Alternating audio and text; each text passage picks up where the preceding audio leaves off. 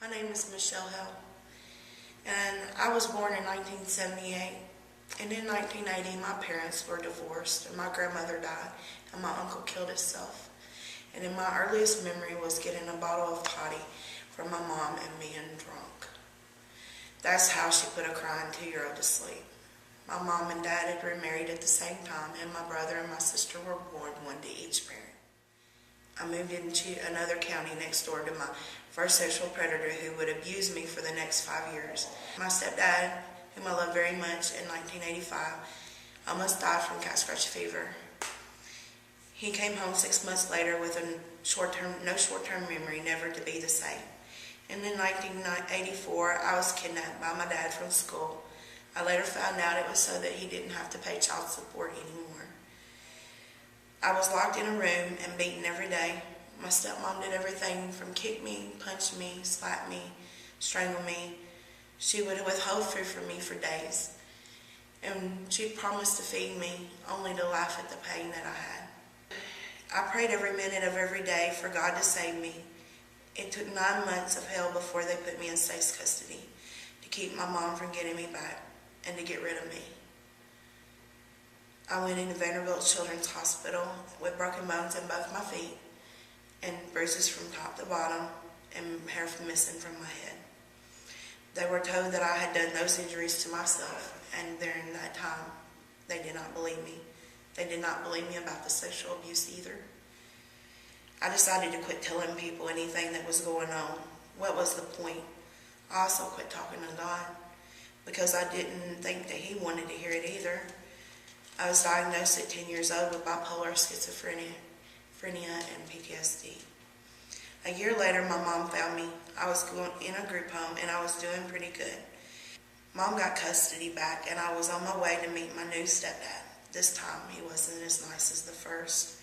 And a few months later, the state came and got me back. And off I went again. This pattern continued until I was 17. Now my mom had married 7 times, and I was in 26 homes and at least that many churches. All in all, I was a pretty well-behaved child. I was scared of what would happen if I wasn't. But my life began changing, and I began to not care what God thought or my mom. I just wanted the pain to stop. And when I went home at 17, my mom was tired and the state was done, and I found the wrong crowd, and drugs made me feel good, so I started smoking pot and drinking every day. I met my husband Benny while I was somewhere I shouldn't have been, and in 1996, I had dropped out of school, taken my GED, and I had moved in with him after my mom said, "I don't care as long as I get to keep the child support." I got pregnant with my daughter Michelle in August, married in January 1997, and she was born in May. I was having a party with my life. I had a baby, a husband, and best of all, I had drugs. In 2004, I was partying with cocaine and on and off until one night I was hooked. I started using one drug to go up and one to come down. It was a vicious cycle. My habit had gotten so bad that we began to steal, and we had become professional thieves. December 22nd, 2004, we were walking out of Walmart, and we were arrested with our children as witnesses.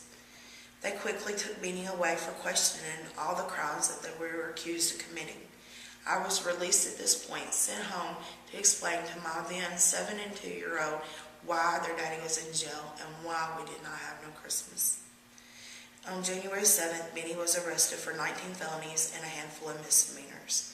I was later charged with 2 felony thefts and 2 misdemeanor thefts. Benny was held on a $110,000 bond, and he did not come home. I believe this was the start of the rest of my life. Benny got clean and started to pray for me, and I was not ready to submit yet. I was not done. But God had a plan, and I was still doing whatever it took to get my next high.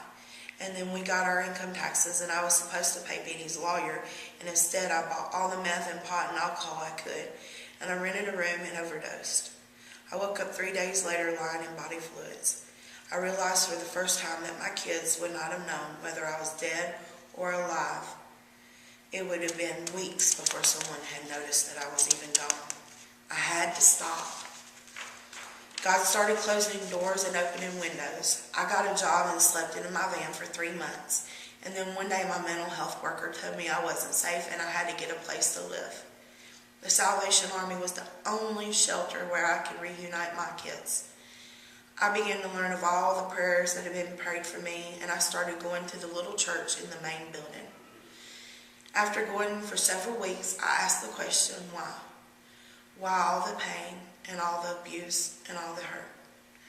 It was a simple answer for most to hear, but for me it was huge. I had a testimony to tell for God. And from that day on, things started changing in my heart. And I wanted to know more, and I found out that God forgives, and He forgave me when I asked. This March, it has been 8 years since I have used. I don't have the desire anymore. I have been delivered from my addiction to drugs. I feel God's forgiveness for me and forgiveness from others. I truly feel that if God forgave me, who am I not to forgive the ones that had harmed me? There is love in my heart, and I no longer want to die.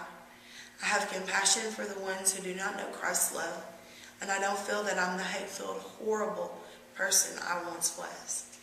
I'm seeing the fruits of the Spirit show in my life, and my children are happy, and I love my husband, and I respect him.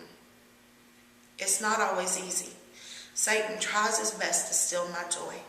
Then I remember to pray, and if that doesn't help fast enough, I just say the name of Jesus. The pain starts to go away. I'm sorry. God is showing me the answers.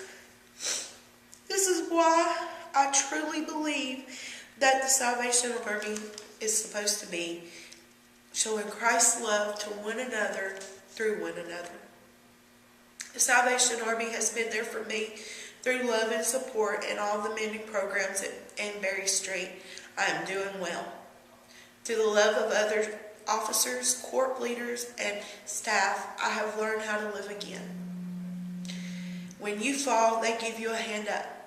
If it wasn't for the Salvation Army and God providing the guidance of spiritual, emotional support and responsibility in everything they teach, I don't want to think of the alternative that I might have in my life.